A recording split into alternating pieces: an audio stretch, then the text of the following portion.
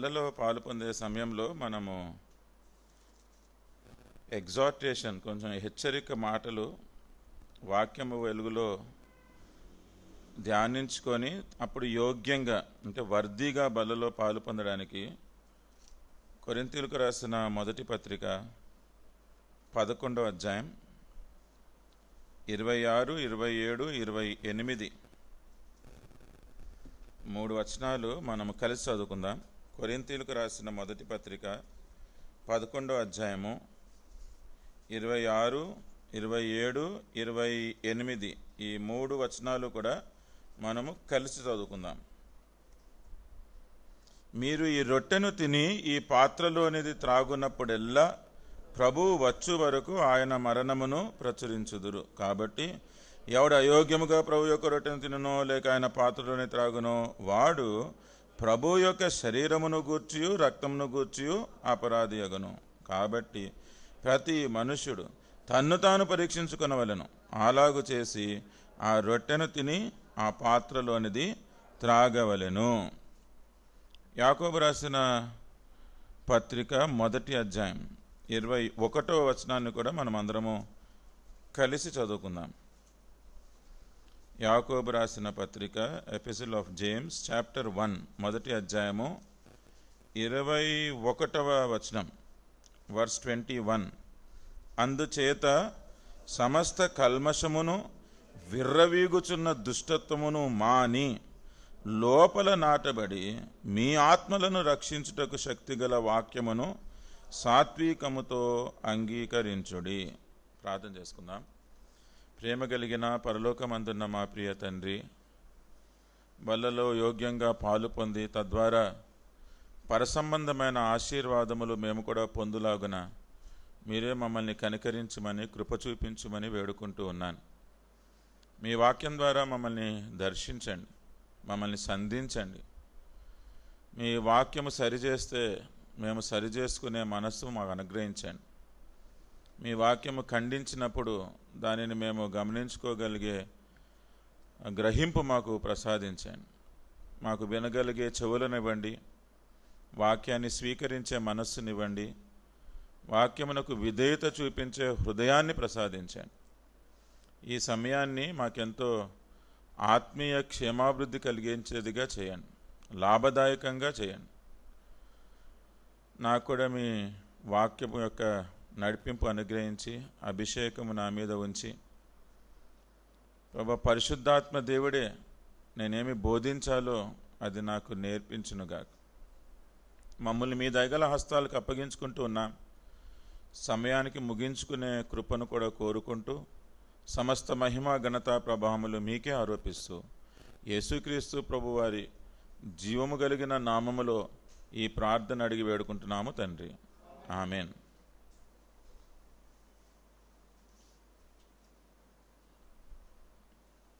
ఇరవై 28వ వచనం, కొరింథీయులకు రాసిన మొదటి పత్రిక 11:28 చాలా పరిచయమైన వచనం. ప్రతి మనుష్యుడు తన్ను తాను పరీక్షించుకొనవలెను. అలాగు చేసి ఆ రొట్టెను తిని ఆ పాత్రలోనిది త్రాగవలెను. తన్ను తాను ఇది సెల్ఫ్ ఎగ్జామినేషన్. ఇది మీకు తెలిసిన విషయమే. కానీ తెలిసి కూడా మనము సెల్ఫ్ ఎగ్జామిన్ చేసుకోకుండా మనం వేరే వాళ్ళ కోసమే జీవిస్తున్నట్టుగా అయిపోతూ ఉంటుంది. ఇద్దరు బ్రదర్స్ గురించి చెప్తారు. వాళ్ళు రాత్రి ప్రార్థన చేసుకుంటున్నప్పుడు అన్న ప్రార్థన చేసేసిన తర్వాత తమ్ముడు ప్రార్థన చేస్తున్నాడంట, కానీ చాలా గట్టిగా చేస్తున్నాడంట, చాలా గట్టిగా.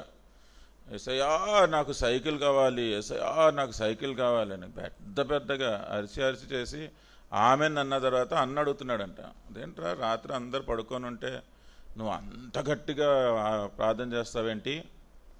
మెల్లగా చేస్తే కూడా దేవుడికి వినిపిస్తుంది అంటే, కానీ మరి డాడీకి వినిపించదు కదా అన్నాడంట.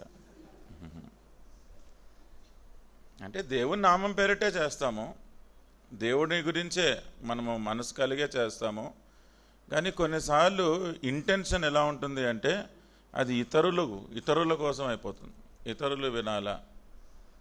మనం చేసే కొన్ని ఆత్మీయ కార్యాలు ఇతరుల కోసం చేసుకుంటే అది కేవలం మీరే కాకుండా మీ కుటుంబానికి కూడా నష్టం తెచ్చుకుంటారు.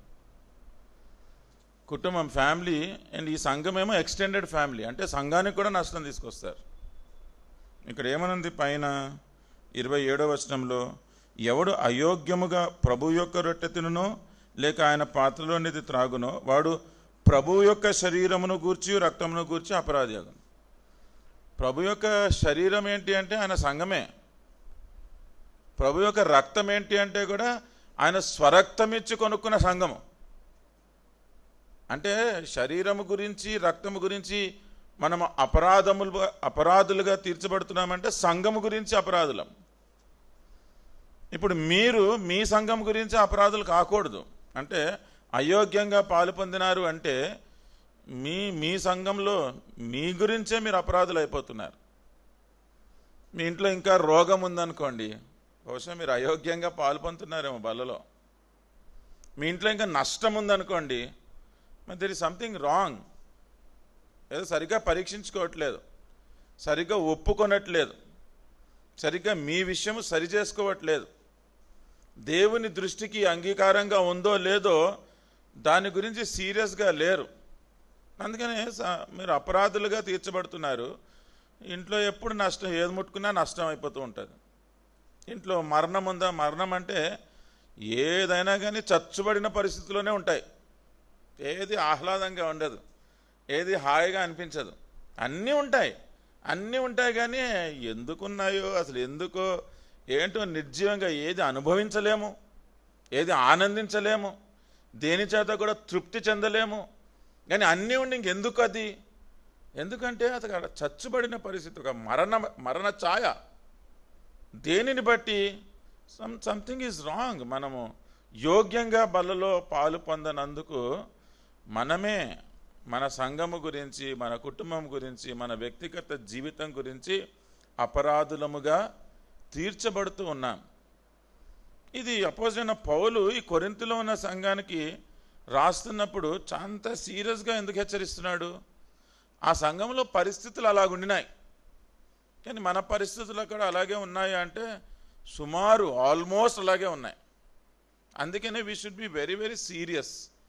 ఈ హెచ్చరిక మాటలు ప్రతిసారి చదువుతారు కదా, బల్ల దగ్గర ఈ భాగం చదువుతారు కదా, ఇది నాకు తెలుసు కదా అనుకుంటే మీ మైండ్లో స్విచ్ ఆఫ్ అయిపోయినట్టే. కానీ ఇది ఎందుకు వినిపించబడుతుంది, ఎందుకు ఈ హెచ్చరిక ఇవ్వబడుతుంది, ఎందుకు నాకు నేను పరీక్షించుకోవాలి అంటే నేను అపరాధులుగా తీర్చబడకుండా ఉండడానికి. ఇక్కడ ఉన్న మాట ఎవరికి వారు పరీక్షించుకోవాలి. ఇతరుల కోసము చేసేది కాదు, ఇతరుల దృష్టిలో నేను బాగా ఉండడానికి కాదు, ఇతరుల మెప్పు పొందడానికి కూడా కాదు. ఎవరు మెచ్చుకోరండి. కార్పొరేట్ లైఫ్లో ఇంకా మోటివేషన్ కూడా సెల్ఫ్ మోటివేషన్ అంటున్నారు. ఎందుకంటే ఎవరికి సెన్స్ ఆఫ్ అప్రిసియేషన్ లేదు ఈరోజు. ఎవరు కూడా మంచిగా గుడ్ జాబ్ అని ఎవరు అనట్లే. అదంటే మళ్ళీ రెచ్చిపోతాడు, ఏదో కొమ్ములు వచ్చేస్తాయి, వీళ్ళేదో అదైపోతారని. Nobody wants to appreciate each other. అంటే ఎవరికి వాళ్ళు స్వార్థపరులు అయిపోయారు, ఎవరికి వారు వాళ్ళ సంగతులే ఆలోచిస్తూ ఉన్నారు. అందుకని ఇతరులు మెచ్చుకుంటున్నారు అంటే ఎవరు కూడా నిజంగా మెచ్చుకునేవారు లేరు. That is equal to flattery, that is equal to prejudice. Prejudice అంటే ఏర్పరచుకునే దురభిప్రాయం అన్నమాట. వారు ఏదో చేస్తున్న దాన్ని బట్టి మీరు ఏదో అభిప్రాయం ఏర్పరచుకుంటారు, కానీ దట్ విల్ బి రాంగ్. అందుకని ఎవరి మెప్పు కోసమో కాకుండా దేవుడు మెచ్చుకోవాలి, దేవుని దృష్టికి నేను అంగీకారమైన జీవితము జీవించాలి. ఈ పైన వచనం కనుక మీరు ఇంకో కొంచెం పైకి వెళ్తే 25వ వచనం, ఆ ప్రకారమే భోజనమైన పిమ్మట ఆయన పాత్రను ఎత్తుకొని, ఈ పాత్ర నా రక్తం వలనైన క్రొత్త నిబంధన, మీరు దీనిలోనిది త్రాగునప్పుడల్లా నన్ను జ్ఞాపకము చేసుకొనుటకై దీనిని చేయుడని చెప్పాను. 26లో, ఈ రొట్టెను తిని ఈ పాత్రను తాగినప్పుడల్లా ప్రభు వచ్చే వరకు ఆయన మరణమును ప్రచురించుదురు. సో ఒక్కొక్కటి సింప్లిఫై చేసుకుంటూ స్పెసిఫిక్గా ఏంటి అనేది చూసుకుంటూ ఉంటే, బల్లలో పాలు పొందేది నన్ను జ్ఞాపకం చేసుకుంటకై అది చేయమంటున్నాడు. అంటే ఆయనతో ఏమి జ్ఞాపకం చేసుకోవాలంటే ఆయన మరణమును ప్రచురించుటకై, అంటే ఆ మరణాన్ని జ్ఞాపకం చేసుకోవాలంటున్నాడు. ఏంటి, what is the speciality of his death? ఆయన మరణము, ఎవడైనా చావు గురించి మాట్లాడతాడా? చావు గురించి మాట్లాడితే ఈ నోరంతా చెడ్డ నోరు, ఎందుకు చావు గురించి మాట్లాడుతున్నారు అంటారు. అసలు చావు గురించి మాట్లాడితే ఎవరికి ఇష్టం లేదు. That is a bad thing లాగా ఉంటుంది, అదేదో బ్లాక్ థింగ్ అనమాట. కానీ ఇక్కడేమో మరి ఆయనేమో మరణము గురించి ప్రచురించమంటున్నాడు, మరణం గురించి మాట్లాడమంటున్నామంటే ఆయన మరణంలో ఉన్న గుడ్డు ఉంది ఏదో. What is the speciality of his death అంటే he was victorious over death. ఆయన మరణము మీద విజయం పొందినాడు. సో ఆ మరణమును ప్రచురించేటప్పుడు మన జీవితాలలో చచ్చుబడిపోయి ఉన్న మరణ ఛాయలో ఉన్న ప్రతీదీ కూడా అది మరణం మీద విజయం పొందడానికి ఆయనను ఆశ్రయించాల్సిందే. ఆయన ఎలా విజయం పొందాడో ఆ విజయం పొందడానికి నేను కూడా ఆ శరీరములో ఆ రక్తంలో పాలు పొంది నేను కూడా విజయవంతుడుగా ఉంటాను. I will be victorious Christian అన్నది వీ హ్యావ్ టు టెస్టిఫై. చెయ్యెత్తి అదే చెప్పాలి. నేను నా దేవుడు మరణాన్ని ఎలాగ జయించాడో నేను కూడా నా అన్ని విషయాల్లో జయ జీవితం జీవిస్తాను. ఆ దేవుణ్ణి బట్టి I am a victorious person, నేను విజయవంతుడైన క్రైస్తవుడను అని చెప్పే సాక్ష్యమే ఇక్కడ. ఏమేం జయించాడు? యేసుక్రీస్తు ప్రభు ఈ లోకంలో ఉన్నప్పుడు ఈ లోకాన్నే జయించాడు. ఎలా జయించాడు? స్టార్టింగ్లో దూరదర్శన్లో మహాభారత్ ఏదో సీరియల్ వచ్చినప్పుడు చాలా అందరూ మాట్లాడుకునేది ఏంటి అంటే ఆ యుద్ధాలు యుద్ధాలు యుద్ధాలు అని చూపించేవారు. ఆ యుద్ధాలు ఏంటి? ప్రతి ఒక్కళ్ళు, ఒకళ్ళేమో బాణము, ఒకళ్ళేమో అస్త్రము, ఒకళ్ళేమో కత్తి, ఒకళ్ళేమో అదేంటి గద, ఏంటంటో పెట్టుకి దానికి అన్ని గ్రాఫిక్స్ వాడారు. అప్పుడే వచ్చిన సైన్స్ టెక్నాలజీ అంతా వాడి అదంతా ఒక్కొక్కరిని చంపడానికి ఒక్క బాణం వదిలితే ఆ బాణం ప్రయాణం చేసి చేసి చేసి చేసి చేసి తరువాయి భాగం మళ్ళీ వచ్చేవారం. అలాగ యుద్ధాలు జరిగి జరిగి జరిగి జరిగి ఎలాగ వాళ్ళు ఏమైనా జయించారా, ఏమైనా యుద్ధాలు చేశారా అంటే ఎన్ని ఆయుధాలు వాడారో, ఎన్ని కుయుక్తులు, ఎన్ని పన్నాగాలు, ఎన్ని స్కీములు, ఎన్ని చేశారో. కానీ మరి ఇక్కడ ఈ దేవుడు లోకానంతా జయించాడు. ఒక ఆయుధం వాడాడా? ఒక కత్తి పట్టుకున్నాడా? ఒక బాణం పట్టుకున్నాడా? ఎవరినైనా అసలు ఇది శిక్షించాడా? ఎవడైనా తల పట్టుకొని తల ఛేదించాడా? అబ్బే, ఈయన లోకాన్నంతా కేవలం ప్రేమతోటి జయించిన దేవుడు. అంటే మన జీవితంలో విజయవంతమైన జీవితం కలిగి ఉండడానికి మనం ఏదో చాలా మనకి శక్తికి మించినది మనం కలిగి ఉండాలా, మన దగ్గర ఏదో అస్త్రాలు ఉండాలా, ఆయుధాలు ఉండాలా, లేకపోతే నా దగ్గర ఏమో స్కీములు ఉండాలా, లేకపోతే స్ట్రాటజీలు ఉండాలా? లేదు. దేవుడు నిన్ను ఎలాగ ప్రేమించాడో అటువంటి ప్రేమ చూపించే గుణం ఉండాలి చాలు. దాంతో మనం ఏం చేస్తాము? మనం ఈ లోకాన్ని జయిస్తాం.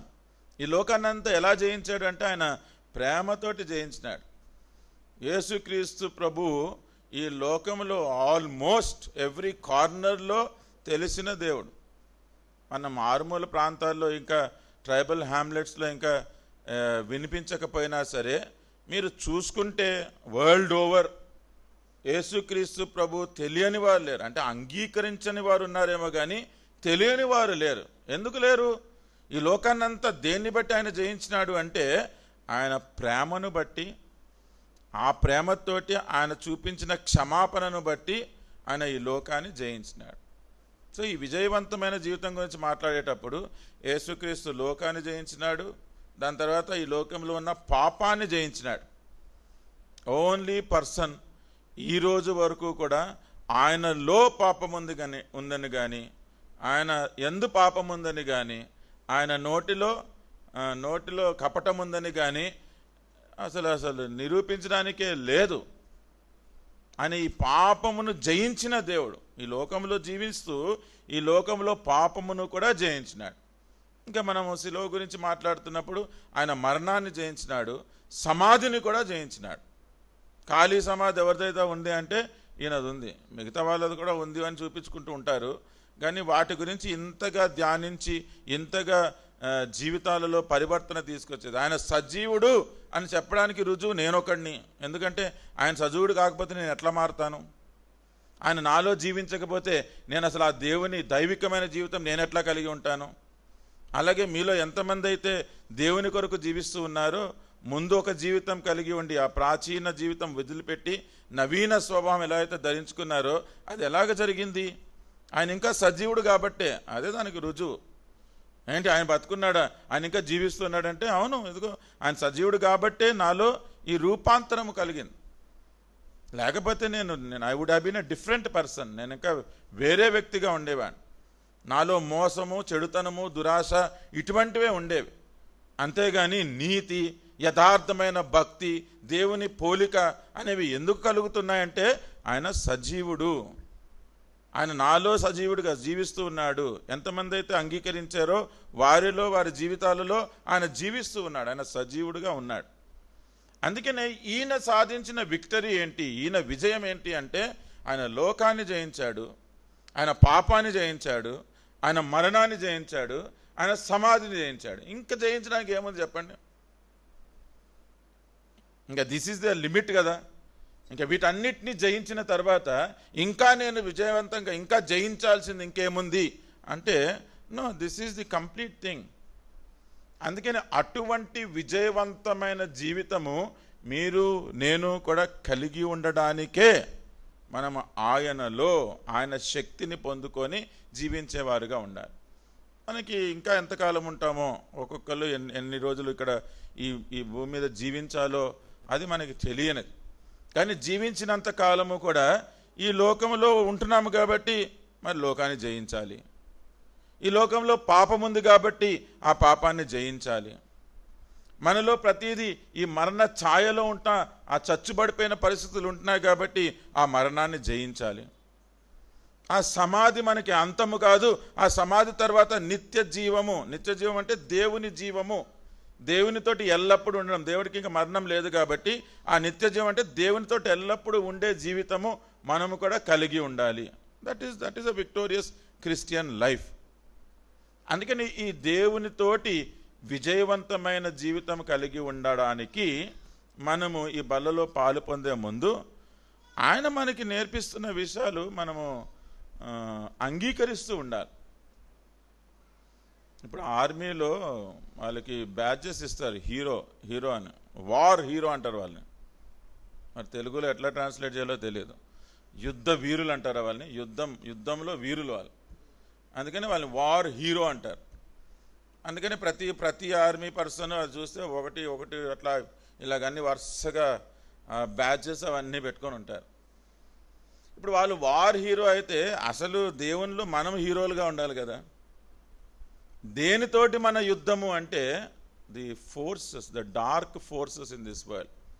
ఈ లోకములో ఉన్న అంధకార శక్తులను ప్రతిరోజు కూడా మనము ఈ దుష్టుని నుంచి ఎదుర్కొంటున్న దాడి ఎవ్రీడే. ప్రతి ఒక్కరు మీ బలహీనత ఎక్కడుంటుందో ఆ స్పాట్ వాడికి తెలుసు.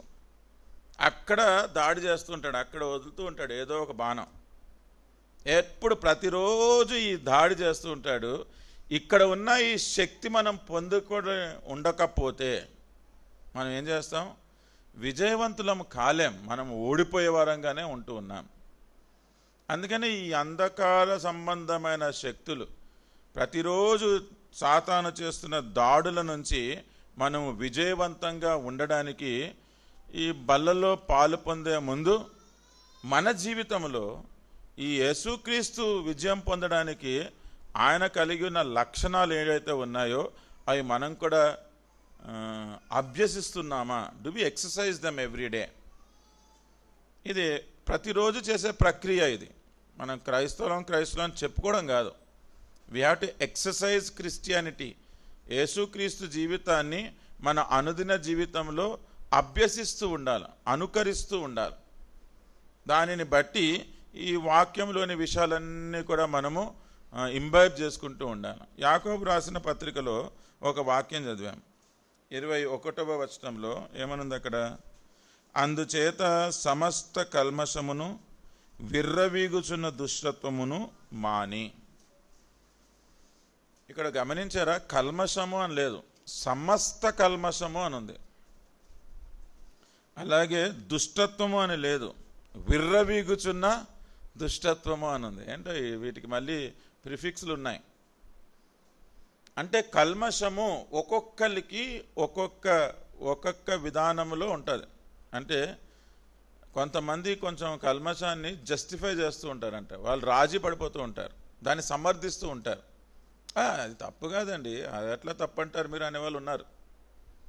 మనమేమి ఇక్కడ ఖచ్చితంగా అది చేయకూడదు అంటే అట్లా అంటారేంటి నాన్న, అదేంటి ఎవరికైనా హాని చేస్తున్నానా, నేను ఎవరికైనా నష్టం కలిగిస్తున్నానా, అసలు దాని గురించి మీరు తప్పని ఎట్లా అంటారు అని సమర్థించుకునే వాళ్ళు ఉంటారు. అందుకని అసలు ఆ స్కోప్ లేదు ఒక క్రైస్తవుని జీవితంలో. మీరు చేస్తూ దాన్ని సమర్థించుకోవడానికి అసలు పర్మిషన్ లేదు. ఎందుకు లేదు? ఇక్కడ ఏమనుంది? సమస్తమైన కల్మషము అన్నది ఏదైతే ఉందో అది పెసరంత చీమ రెక్కంత ఉన్నా కానీ అది it has to be corrected అంతే. దాని గురించి సర్దుకుపోవడానికి లేదు, దాని గురించి సమర్థించుకోవడానికి లేదు, దాని గురించి మీ జస్టిఫికేషన్ ఇవ్వడానికి లేదు, దాని గురించి రాజీ పడడానికి లేదు, కాంప్రమైజ్ అవ్వడానికి కూడా లేదు. చాలామంది కాంప్రమైజ్ అవుతున్నారు, చాలామంది రాజీ పడిపోతున్నారు, చాలామంది సమర్థించేసుకుంటున్నారు. ప్రస్తుత దినాల్లో చాలా ఆచారాలు సంఘాల్లో కూడా వచ్చేస్తూ ఉన్నాయి. చాలా అంత కల్చరల్ డిఫరెన్సెస్ వచ్చేస్తూ ఉన్నాయి. మిశ్రిత జనంలాగా అయిపోతూ ఉన్నాం. అన్ని we want to accept everything. అలాగా నిన్న గాస్పుల్ కోసం అని కొన్ని తాండాలకు వెళ్ళాం. సో మాతో పాటు ఉండే ఒక బ్రదరు, వాళ్ళు కూడా ఆ భాష మాట్లాడతారనమాట. ఆ భాష మాట్లాడతారు కాబట్టి ఆయన తీసుకెళ్ళి వాళ్ళతోటి అక్కడంతా చేసుకొని దాని తర్వాత అసలు దేవుని ఏర్పాట్లో మీరు ఎంత చక్కగా, ఎందుకంటే ఆ రోజు ఆయన ఫ్యామిలీతో వచ్చాడు. ఎందుకో మేము ఫ్యామిలీతో వస్తానన్నా అంటే బస్సులో కొంచెం సీట్ అకామిడేషన్ ఉంది కాబట్టి రమ్మని చెప్తే బోత్ హస్బెండ్ అండ్ వైఫ్ పాపం ఊరిలోకి వెళ్ళిపోయి ప్రతి ఇళ్లల్లోకి వెళ్ళిపోయి వాళ్ళ భాషలో ఇంకా సువార్త చెప్తూ వాళ్ళు అడుగుతున్న ప్రశ్నలకంతా చెప్తూ ఉన్నారు. నాకు అప్రిషియేట్ చేయాలనిపించింది. అందుకే నా బ్రదర్తో అన్నాను, చాలా మంచిగా అయిందండి మీరు వచ్చింది, దేవుని ఏర్పాట్లో మీరు మీ సిస్టర్ కూడా వచ్చారు, మీరిద్దరూ కలిసి బాగా చేశారు అని చెప్పి, ఎట్లాగా మీ ఊరు ఎక్కడా అని అడిగాను. అంటే ఆయన ఏదో చెప్పారు ఇట్లాంటి ప్లేసే చెప్పి, మరి ఎట్లాగ మీ వాళ్ళందరూ కూడా రక్షణలోకి వచ్చారంటే ఫ్యామిలీలో అంతట్లో ఈయన ఒక్కనే అంట. అయితే ఇప్పుడు తాండాలు అనేవి ఎట్లాగుంటాయంటే ద హోల్ కమ్యూనిటీ, ఆ కమ్యూనిటీ ఎవరైతే ఉంటారో వాళ్ళందరూ ఒక దగ్గర ఉంటారు. సరే మీ నమ్మకం ఏమైనా కానీ వాళ్ళందరూ ఏదైనా చేస్తున్నారు అనుకోండి, వాళ్ళకి ఏదో గ్రామ దేవతలు ఉంటారు, వాళ్ళు ఏదైనా బలి చేస్తూ ఉంటారు. అలాంటప్పుడు నీ నమ్మకం ఏమైనా కావుగాక, నువ్వు మావాడి కాబట్టి మేము పిలిచినప్పుడు నువ్వు రావాలి అంటారు వాళ్ళు. అంతే. నువ్వు యేసు ప్రభువుని నమ్ముకో, నువ్వు ఎవరినైనా నమ్ముకో, కానీ మేము చేస్తున్న దానికి పిలిచినప్పుడు మీరు రావాలి. ఆ ఊర్లో అంటే చాలామంది ఈయన ద్వారా సువార్త విని యేసు ప్రభువుని నమ్ముకున్న వారు ఉన్నారంట. కానీ వాళ్ళ ఆచారం ప్రకారం ఏదన్నా పిలిస్తే మళ్ళీ వాళ్ళు వెళ్ళిపోతూనే ఉంటారంట. వెళ్ళిపోతుండే ఎందుకు అంటే, ఎందుకు వచ్చింది మళ్ళీ మనకు అన్ని తిప్పలు అవుతాయి, మళ్ళీ మనల్ని వెలివేస్తారు, మళ్ళీ అది లేకుండా ఇది లేకుండా చేస్తారు అనేసి వాళ్ళు ఏమైపోయినారు, రాజీ పడిపోయినారు. అయితే ఈయన దానికి రామంటాడంట. రామంటే నువ్వు రామంటే అశోక్ వస్తున్నాడు, ఆయన వస్తున్నాడు, ఈయన వస్తున్నాడు, నువ్వెందుకు రానంటావంటే వాళ్ళ సంగతి వేరు, నా సంగతి వేరు, సూటిగా చెప్పేశాడు. అలాగా చెప్పేవాళ్ళు ఉన్నారా? నాకే పెద్ద ఛాలెంజ్ లాగా అనిపించింది అది. కొన్నిసార్లు మన ఆఫీసెస్లో, కొన్నిసార్లు మన స్కూల్స్లో, కాలేజెస్లో చాలా మట్టుకు కాంప్రమైజ్ అయిపోతూ ఉన్నాం. వాళ్ళు అడుగుతున్న వాటికి, వాళ్ళు చేయమంటున్న వాటికి ఏదో మనల్ని మనం సమర్థించేసుకొని, మనకి మనం జస్టిఫై చేసేసుకొని, ఇలా సమస్త కల్మషము మానకుండా కొద్దిగా, ఆ సమస్తము రానివ్వకుండా కొద్దిగా ఏదో చేసేవారుగా ఉన్నాము. That has to B examine. ఇక్కడ విర్రవీగుచున్న దుష్టత్వము అంటే, సరే నీకు దేవుడు తెలియదు, బైబిల్లో ఉన్న దేవుని ఆజ్ఞలు తెలియదు, నియమాలు తెలియదు, ఇక్కడ దేవుడు ఏమీ చెయ్యొద్దంటున్నాడు అవన్నీ తెలియదు, అవి తెలియకుండా నువ్వు తప్పు చేస్తున్నందుకు దుష్టత్వం అంటే ఒప్పుకుంటాను. కానీ అన్నీ తెలిసి కూడా నువ్వు తప్పు చేస్తున్నావంటే దాన్ని ఏమనాలి? విర్రవీగుచున్న దుష్టత్వం. లేదా మన పరిస్థితి ఇలా లేదా? అన్నీ తెలిసి కూడా ఎన్ని తప్పిదాలు చేస్తున్నాము అంటే దాని గురించి ఇక్కడ ఎంత స్పష్టంగా చెప్పబడుతుంది. విర్రవీగుచున్న దుష్టత్వము మాని లోపల నాటబడి మీ ఆత్మలను రక్షించుటకు శక్తిగల వాక్యమును సాత్వికముతో అంగీకరించడి. లోపల దేవుడు పైరూపాన్ని చూసే దేవుడు కాదు, మన అంతరంగంలో ఉన్న విషయాలనే చూసే దేవుడు అన్న సంగతులు ఇక్కడ గమనించినప్పుడు ఈ వాక్యం ఎంతో లోపలికి తీసుకోవాలి. మీరు వింటున్న వాక్యం ఏదో పైకి కాదు, అంత ఇంక మందిరము ఆదివారము వచ్చాం కాబట్టి చెప్తారు, చెప్పింది ఏదో వినాలా, సో అలా కూడా ఉంటాయేమో తెలియదు. కానీ ఈ వాక్యమును మీరు స్వీకరించాలి. ఇది లోపల మీ రక్షణ కార్యము అది సంపూర్ణము చేయబడాలి, అది సిద్ధించాలి అంటే ఆ రక్షణకి ఉన్న ఎఫెక్ట్ అంతా కూడా ఎవ్రీడే లైఫ్లో, ఇన్ ద హౌస్, ఫ్యామిలీలో, ఇన్ యువర్ వర్క్ ప్లేస్, మీరు పనిచేసే దగ్గర, ఇన్ ద చర్చ్, సంఘంలో, ప్రతి దగ్గర కూడా దాని ఎఫెక్ట్ కనిపిస్తూ ఉండాలి.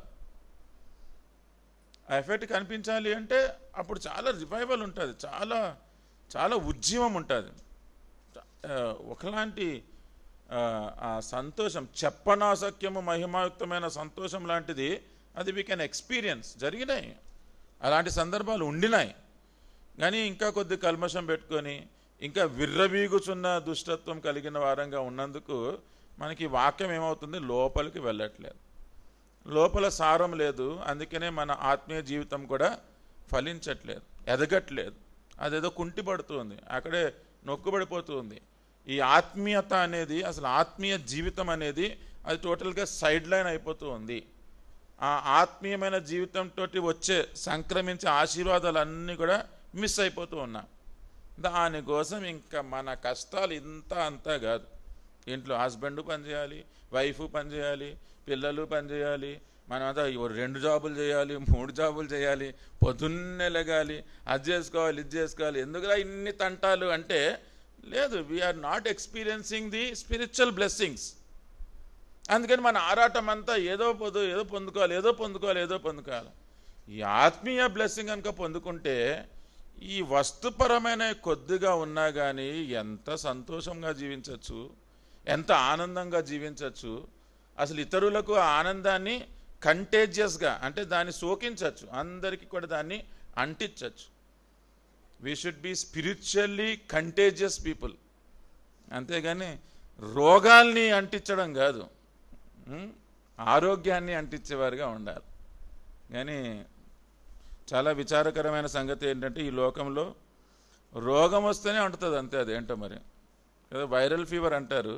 ఆ వైరల్ ఫీవర్ ఇంట్లో ఒక్కరికి వచ్చిందంటే మొత్తం అందరూ ఒక రౌండ్. మరి ఆ రోగం అంటున్నట్టుగా మంచి ఆరోగ్యం ఎందుకు అంటదో? నాకు ఆరోగ్యం ఉంది, ఈ ఆరోగ్యం అంటచ్చు కదా, అంటదు. ఎందుకంటే ఈ లోకము శపించబడింది, దీనికి మంచి అబ్బదు, మంచి పట్టదు. మనము మంచి మార్గంలో ఉండాలి, మనము దేవుని త్రోవల్లో నడుచుకోవాలి. మనము మన స్వబుద్ధిని ఆధారం చేసుకోకుండా యెహోవా యందు భయభక్తులు కలిగి ఆయన మార్గంలో, ఆయన త్రోవల్లో నడుచుకున్నప్పుడు then we will become the recipients of those blessings. ఒక వాక్యం చూడండి, గలతీయులకు రాసిన పత్రిక 6వ అధ్యాయం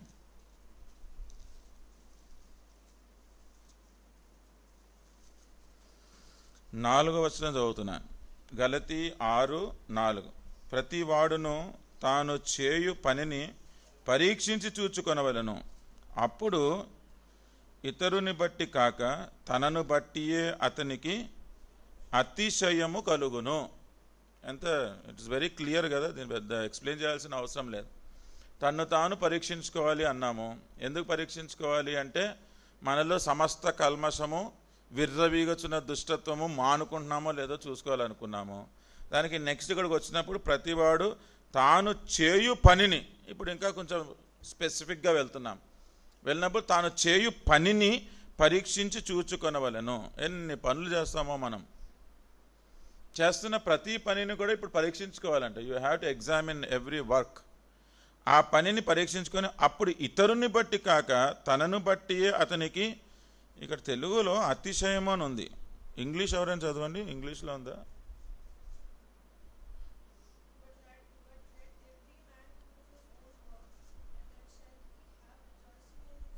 and then he shall have rejoicing in himself అని ఉంది. అతిశయం కాదు, రిజాయిసింగ్. రిజాయిసింగ్ అంటే మీరు ఒక విక్టోరియస్ పర్సన్ అనుకోండి, మీరు ఏదైనా సాధించారు. ఈ నీట్ రిజల్ట్స్ వచ్చినప్పుడు ఇప్పుడంతా స్కామ్ గురించి అంత గందరగోళంగా ఉంది. ఏ రిజల్ట్ అన్నా కానీ if you have if you passed in that కదా, ఎంత రిజాయిసింగ్ ఉంటుంది ఇంట్లో. అదంట్లో అక్కడ వెనక ఏదో ప్యాకెట్లు కనిపిస్తున్నాయి, అట్లా ప్యాకెట్లు తీసుకొస్తారు. దేన్ని బట్టి వి రిజాయిస్. ఇక్కడ రిజాయిసింగ్ మనం చేసే పనిని పరీక్షించుకొని దేంట్లో కల్మషము లేకుండా ఉన్నామా, దుష్టత్వము లేకుండా ఉన్నామా, వాటిని మాని మనము దేవునిని కలిగి ఉంటున్నామా అన్న విషయంలో మనము రిజాయిసింగ్ పీపుల్గా ఉండాలి, విక్టోరియస్ పీపుల్గా ఉండాలి. ఇప్పుడు ఈ సాతానుడు తీసుకొచ్చే దాడుల మీద మనం విక్టోరియస్గా ఉండాలి అంటే ఏంటి దాడులు, మనం ఎదుర్కొంటున్న దాడులు ఏంటి? నేను అనుకుంటున్నాను ఒక దాడి ఈజ్ గాసిప్. ఇంగ్లీష్లో గాసిప్ అంటారు, తెలుగులో ఏమనాలి? కొండెములాడడం కదా. దుష్టుడు ఏదో దాడి చేస్తున్నాడు అంటే మనల్ని ఏదో పడేయడానికి వాళ్ళని వీళ్ళని కాదు, మనలో చిన్న ఆలోచన పుట్టిస్తాడు అంతే. సాతాను ఏదైనా వనంలోకి వచ్చినప్పుడు కూడా ఏం చేశాడు? చిన్న అనుమానం పుట్టించాడు. అక్కడి నుంచి పాపం మొదలైంది. ఇప్పుడు మన మీద దాడి చేయడానికి కూడా ఏం చేస్తాడు? మనలో ఒక ఆలోచన పుట్టిస్తాడు.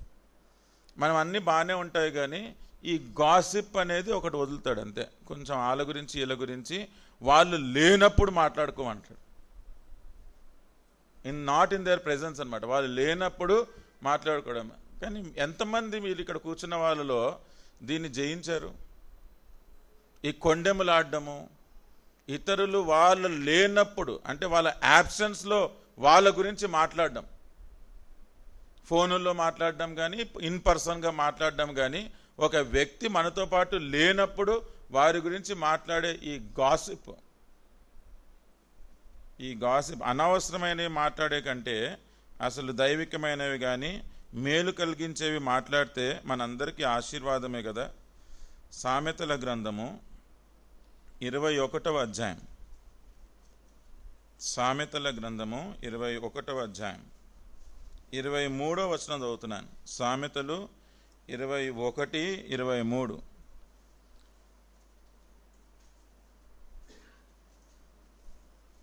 నోటిని నాలుకను భద్రము చేసుకునేవాడు శ్రమల నుండి తన ప్రాణమును కాపాడుకొనును. ఇప్పుడు శ్రమలు అంటే ఇందాక చెప్పినట్టుగా ఈ చచ్చుబడిపోయిన పరిస్థితి కానీ, మరణ ఛాయలో ఉన్న పరిస్థితి కానీ, ఇంట్లో ఇంకా రోగము కానీ, నష్టము కానీ, మరణం కానీ, ఇటువంటి విపరీతమైన పరిస్థితులు అన్నీ కూడా ఈ అన్ని శ్రమల్లో నుంచి వస్తే ఆ శ్రమలకు కారణం ఏంటంట? ఏమనుంది పైన? నోటిని నాలుకను భద్రము చేసుకునేవాడు. నోటు చెప్పబడుతుంది, నాలుక కూడా చెప్పబడుతుంది. అంటే ఏంటి? నోటిని దేనికి వాడాలో దానికే వాడాలని. నోటితోటి ఏంటి? తినాలి, తాగాలి, దేనికి వాడాలి. అంతేగాని ఆ నోటిని ఎప్పుడు కూడా లోపల నాలుకని ఆడించడానికే వాడతాను అంటే, ఆ నాలుకతోటే కదా మనమంతా మాటలు మాట్లాడేది. ఈ నాలుకతో మాట్లాడే మాటల గురించి ఇక్కడ చెప్పబడుతున్న విషయం ఏంటి అంటే, భద్రము చేసుకునేవాడు. ఊరికే don't use it as you want. ఇష్టం వచ్చినట్టుగా మాట్లాడడానికి అసలు లేదు. ఇప్పుడు బలలో పాలు పొందే ముందు మనం విజయవంతులమని చెప్పుకోవాలి అంటే ఇదిగో ఇటువంటి పరిస్థితిని గెలిచిన వారిగా ఉండాలి. దీన్ని గెలవడానికే దేవుడు మనల్ని హెచ్చరిస్తూ ఉన్నాడు. నోటిని నాలుకను భద్రము చేసుకుంటే ఇంకా శ్రమల నుండి మన ప్రాణాన్ని తప్పించుకున్న వారము. ఎందుకు మనం పొందుకుంటున్న పరిస్థితులకి కారణం అంతా just the gossip that you do every time. ప్రతిసారి మన సమయాన్ని అంతా కూడా ఈ కొండెములు మాట్లాడే విషయంలో మనం చేస్తున్న పరిస్థితుల్ని బట్టే. 15వ అధ్యాయం, సామెతల గ్రంథము 15వ అధ్యాయం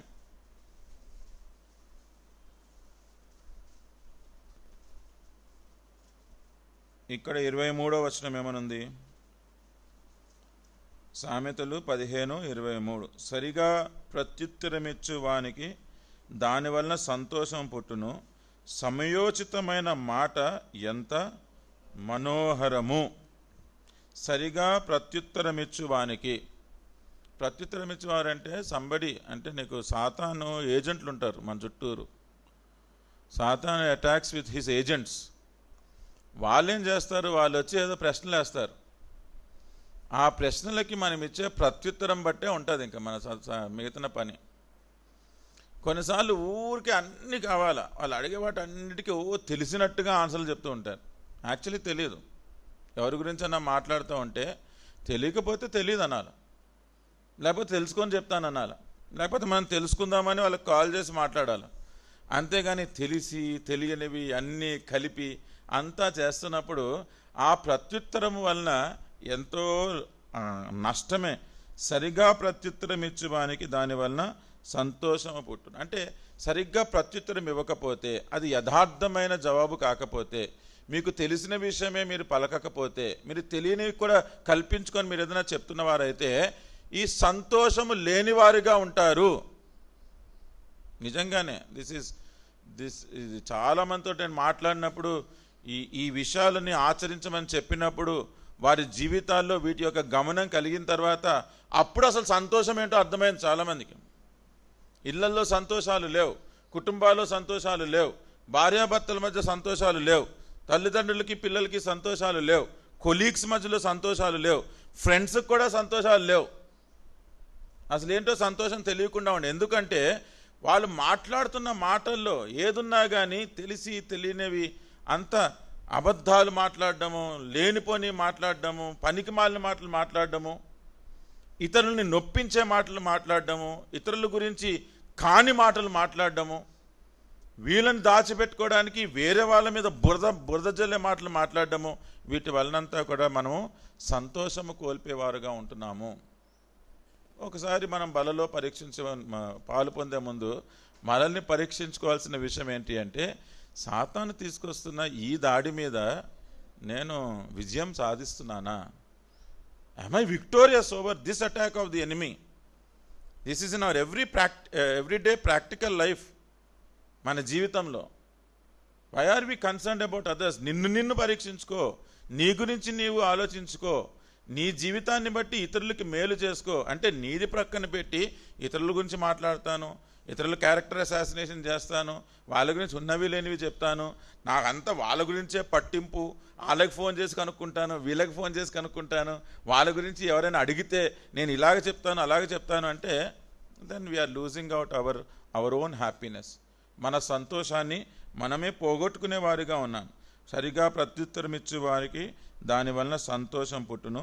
సమయోచితమైన మాట ఎంతో మనం ఎలా తెలుస్తుంది? సమయోచితమైన మాట, సమయోచితమైన మాట మీలో ఆత్మఫలము ఉన్నప్పుడు మాత్రమే జరుగుతుంది. ఏంటి ఆత్మఫలము? ప్రేమ, సాత్వికము, వినయము, ఇవన్నీ ఏవైతే ఉన్నాయో ఈ లక్షణాల యొక్క ప్రాక్టీస్ ఎవ్రీడే మన జీవితంలో ఉంది అంటే అది మీరు మాట్లాడే ప్రతి మాటలో కూడా అది ప్రతిబింబిస్తూ ఉంటుంది. That will reflect in every word. నేను చాలామందితో మాట్లాడడం మానేశాను, చాలాసేపు మాట్లాడడం మానేశాను, ఊరికే ఫోనుల్లో మాట్లాడడం మానేశాను. ఎందుకు? విస్తారమైన మాటలలో దోషం ఉండక మానరు. ఆ పాపం కూడా మనకొద్దు. కానీ అసలు ఒక అటాక్ ఏంటి అంటే మాట్లాడడానికి ప్రేరేపిస్తూ ఉంటాడు సాతాను. అందుకని ఉన్నవి లేని మాట్లాడుతున్నాము అంటే then we lose the game. మనము ఓడిపోయాం, మనం విజయవంతులము కాలేం. We cannot be victorious. అందుకనే మనం ఇంకా హీరోలమని ఒక బ్యాడ్జ్ కూడా ఉండదు మనకి. మనం దేవుని కొరకు యోధులము అని చెప్పుకోవడానికి we should B victorious over this minute attacks of the enemy. రెండవది ఏంటంటే మనలో గర్వము. ప్రతి ఒక్కరికి కూడా నేనేంటి, నా లెవెల్ ఏంటి అన్నది వచ్చేసింది కదా. వాళ్ళు చెప్తున్నది ప్రతి ఒక్కళ్ళు పట్టించుకోవాలి. దిస్ ఇస్ హ్యాపెనింగ్ క్వైట్ నార్మల్గా అయిపోయింది. ప్రతి దగ్గర ఈ గర్వము గురించే చాలా విభేదాలు కలిగిపోతూ ఉన్నాయి. సామెతల గ్రంథము 28వ అధ్యాయం 25వ వచనం. Proverbs chapter 28 and verse 25.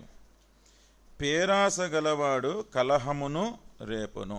పేరాస అంటే తనను గురించిన ఆశ, తనను గురించే అతి అన్నమాట. అతి తన గురించి ఎంతో ఎక్కువగా ఆలోచించుకుంటూ ఉంటున్నాడు. ఇంగ్లీష్లో అయితే క్లియర్గానే ఉంటుంది అది, దట్ ఈస్ అబౌట్ ప్రైడ్ అని. పేరాస గలవాడు కలహమును రేపును, యెహోవా యందు నమ్మిక ఉంచువాడు వర్ధిల్లును. ఏం చేస్తుంది ఈ గర్వము? ఈ గర్వమే కలహమునకు కారణమైపోయింది. మీరు ఎక్కడ కలహమైనా కానీ మీలో దేవుని సుగుణము, దీనత్వము కానీ, సాత్వికము కానీ, తగ్గించుకునేతనము కానీ లేకపోతే అక్కడే ఈ కలహము విచ్చలవిడిగా పెరిగిపోతూ ఉంటుంది. రిలేషన్షిప్స్ అన్నిట్లో కూడా అసలు మిస్అండర్స్టాండింగ్ ఎక్కువైపోవడానికి, ప్రతిదానికి ఊరికి ఆర్గ్యూ చేసుకోవడానికి, ప్రతి దాంట్లో విభేదాలు కలిగి ఉండడానికి, అసలు ఎటువంటి రెజల్యూషన్ కూడా లేకుండా అలాగ ప్రతిరోజు గడిచిపోతూ ఉంటాయి. కానీ ఏమంటారు, పెడచెవి వెడచెవిన అంటే మొఖాలు కూడా చూసుకోరు, సరిగ్గా మాట్లాడుకోవడానికి కుటుంబాలు ఉంటాయి. కొంతమంది బంధువులు ఉంటారు, వాళ్ళకి మాకు పడదన్న అంటారు. ఎందుకు పడదంటే ఏదో ఒక మాట అంత అంటాడా అనేసి ఇంక జీవితాంతం దాన్ని పట్టుకొని, సరే ఇంకా దాన్ని అన్నాడని వదిలేశాడు కదా, మిగతా దాంట్లో సంతోషిస్తున్నాడంటే ప్రతి దాంట్లో కూడా మళ్ళీ అతన్ని గుర్తు చేసుకోవాల్సిందే, బాధపడుతూ ఉండవలసిందే. ఇలాంటి విషయాల్ని బట్టి ఎంతో నష్టం తెచ్చుకునేవారుగా ఉంటున్నాం. పేరాస కలవాడు కలహమును రేపును. ఎన్నో రిలేషన్షిప్స్ ఉన్నాయి. దాంట్లో primarily our relationship with God, మనం కలిగి ఉండే సంబంధ బాంధవ్యాలలో దేవునితోటి మనం మెయింటైన్ చేస్తున్న సంబంధ బాంధవ్యం, that is a primary thing. అది కనుక సరిగ్గా ఉంటే దాని మిగతా రిలేషన్షిప్స్ అన్నిట్లో కూడా దాని యొక్క సుగుణము పాకుతూ ఉండాలి. ఈ బల్లలో పాలు పొందేటప్పుడు మీరు పరీక్షించుకునేది ఆ దేవునితో ఉన్న ఈ సంబంధమే. దానికి రుజువేంటి? అందరితో కూడా మీరు సత్సంబంధం కలిగి ఉంటున్నారు అని. That is evidence. దేవునితోటి నేను సంబంధం కలిగి ఉన్నాను అంటే మీరు ఈ వెర్టికలే కాదు, సిలువ హారిజాంటల్ కూడా ఉంటుంది లాగ్. అందుకని నేను అందరితోటి కూడా నేను సత్సంబంధం కలిగి ఉంటాను. కానీ అలాగుండట్లేదు. దేవునితో సంబంధం కలిగి ఉండేది పోయి అపవాదితోటి, లూసిఫర్ తోటి మన సంబంధం కలిగిన వారంగా అయిపోతున్నామేమో. ఎందుకు? గర్వం ఎక్కడి నుంచి వచ్చింది? ఈ లూసిఫర్ సాతాన్ దగ్గర నుంచే వచ్చింది. గర్వము మన జీవితంలో ఉంది. అంటే నేను ఒక మాట పడలేకపోతున్నాను, ఒకరిని నేను సహించలేకపోతున్నాను, ఎవరైనా నా మాట తీసివేస్తూ ఉంటుంటే నేను వాళ్ళని క్షమించలేకపోతున్నాను, వాళ్ళ మీద అసలు నేను ఇది తగ్గలేకపోతున్నాను అనేది ఎందుకు వచ్చింది అంటే, ఇంకా we still maintain a relationship with Lucifer. ఇంకా లూసిఫర్ తోటే మన సంబంధం పెట్టుకున్న వారుగా ఉంటున్నాం. ఏం చేశాడు లూసిఫరు? యెషయా గ్రంథము 14వ అధ్యాయం ఒక్క వచనం చదువుదాం. దాంట్లో 13వ వచనం, book of Isaiah chapter 14 and verse 13. యెషయా గ్రంథము 14:13. నేను ఆకాశమునకు ఎక్కిపోయేదను, దేవుని నక్షత్రములకు పైగా నా సింహాసనమును హెచ్చించుదును, ఉత్తర దిక్కుననున్న సభాపర్వతం మీద కూర్చుందును, మేఘ మండలముల మీద కెక్కుదును. ఇది అలంకార భాష. అక్షరము అలంకారము, దాంట్లో ఆత్మీయము. అది మన పరిశుద్ధ గ్రంథం. ఫస్ట్ టైం చదివితే ఒకటి అక్షరమే ఉంటుంది, తర్వాత చదువుతూ ఉంటే అంత అలంకార భాష ఉంటుంది. కానీ దేవుని మీద ఆధారపడి చదువుతూ ఉంటే అప్పుడు దాంట్లో ఆత్మీయత మనకి. ఈ అలంకార భాషలో ఎక్కడెక్కడ మాటలు చెప్తున్నాడు ఈయన. ఆకాశమునకు ఎక్కిపోయేదని అంటే ఇంకెంత ఉంది ఈయనకి ఆశ. నక్షత్రములకు పైగా నా సింహాసనమును హెచ్చించుదని అంటే ఇంకా సూపర్ స్టార్ ఈయనే అనమాట. మిగతా స్టార్లకంతా పైన సూపర్ స్టార్ ఈయన. అది ఈయన మనసులో ఉన్న కోరిక. దాని తర్వాత ఉత్తర దిక్కునున్న సభాపర్వతం మీద కూర్చుందును. ఎక్కడ కూర్చోవాలంట? సభాపర్వతం అంటే ఒక సభను శాసించడానికి ఉన్న త్రోన్ మీద he wants to sit there. కూర్చుందును, మేఘమండముల మీద కెక్కుదును. ఎక్కడా కూడా తగ్గట్లేదు, ఏ విషయంలో కూడా తగ్గట్లేదు, ఎక్కడ కూడా అసలు కన్సిడర్ కూడా చేయట్లేదు. ఎక్కడికి వెళ్ళిపోవాలనుకుంటున్నాడు? అసలు సూపర్ స్టార్, అన్నిటి మీద సుపీరియర్గా అయిపోవాలని అనుకున్నాడు. కానీ it was not accepted by God. ఇక్కడ ఇది దేవునికి అంగీకారంగా లేదు. సరే, ఇలా కోరిక ఉంది, అది దేవుడు అంగీకరించినాడు అంటే then I can consider, okay, నాలో కూడా ఆ కోరిక ఉంది, దేవుడు దాన్ని అంగీకరిస్తాడు. కానీ ఇది అంగీకరించబడలేదు. అంటే అటువంటి మనసు కానీ, అటువంటి వైఖరి కానీ, అటువంటి యాటిట్యూడ్ కానీ ఒక క్రైస్తవునిగా నాలో ఉండడానికి వీలు లేదు. ఉంది అంటే నేను ఎవరి సంబంధిని? ఈ లూసిఫర్ సంబంధం.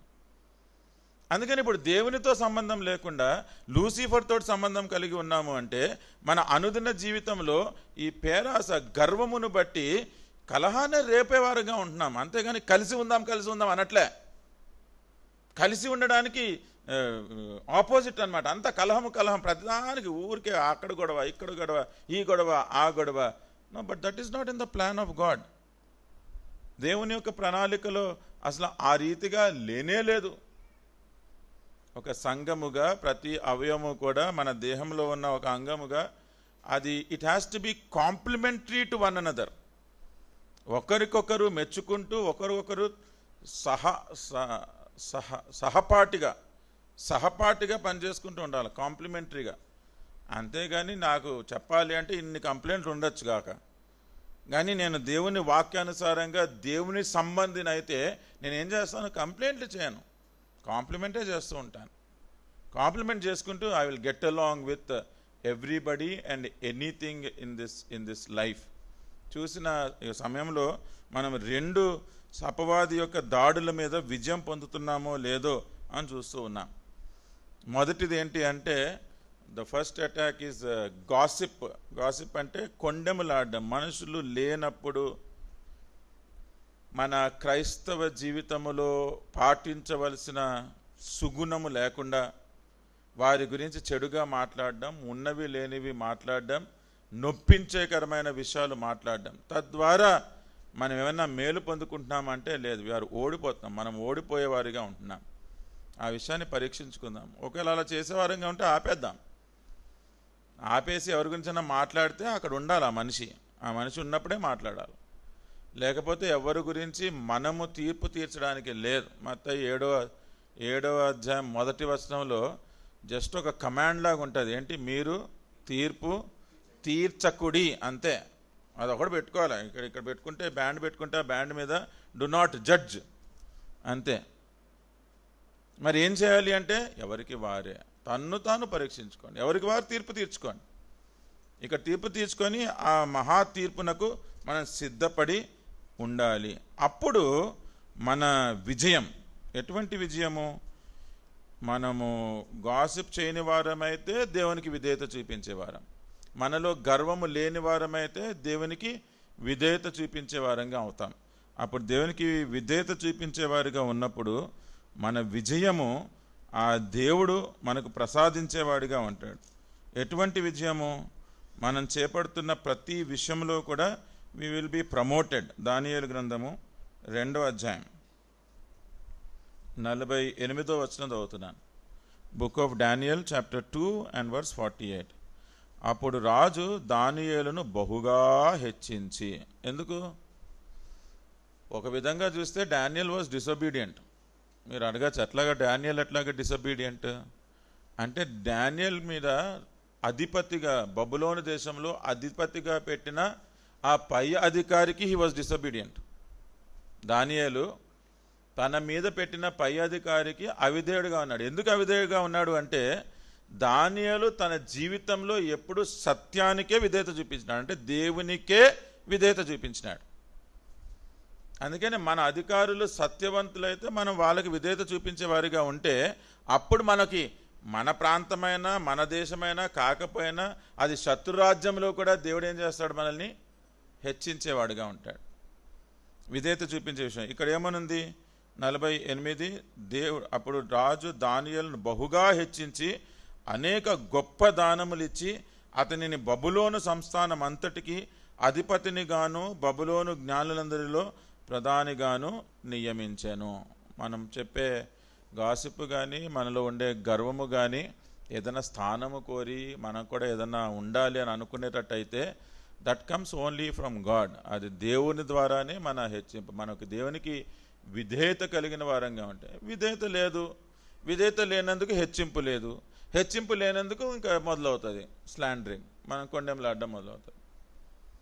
విధేయత లేదు, అందుకని దేవుడు హెచ్చించట్లేదు. హెచ్చించకపోయినా ఇంకా నేను సెల్ఫ్ గ్లోరిఫికేషన్, నేను నా గర్వంతో నేను నన్ను నేను గొప్పగా చూపించుకోవడం ఆరంభం అవుతుంది. ఇలాంటి విషయాలు సరిచేసుకుంటూ వీటన్నిటి మీద విజయవంతంగా విక్టోరియస్గా ఉండడానికి మనము ఆయన శరీరము ఆయన రక్తాన్ని ఆశ్రయించి శిలువలో వీటన్నిటినీ కొట్టివేసినాడు కదా ప్రభా. మరి అపవాదిని సాతానును నువ్వు శిలువలో ఏం చేసినావు? చంపివేసినావు. వాడి తలను నీ పాదముల క్రింద చితగ్గొట్టేసినావు. అందుకని నేను ఎదుర్కొంటున్న ఈ దాడుల మీద కూడా విజయం పొందుకోవడానికి ఆ దేవుని ఎదుట మీ సొంత జీవితాల్లో ఉన్న పతనాలు ఆలోచించుకొని తీర్మానం తీసుకోండి. ఆ తీర్మానం తీసుకున్న తర్వాత యోగ్యంగా బలలో పాలు పొందడానికి దేవుడు మనకు సహాయం చేయనుగాక. అందరూ ప్రార్థనలో ఉండండి.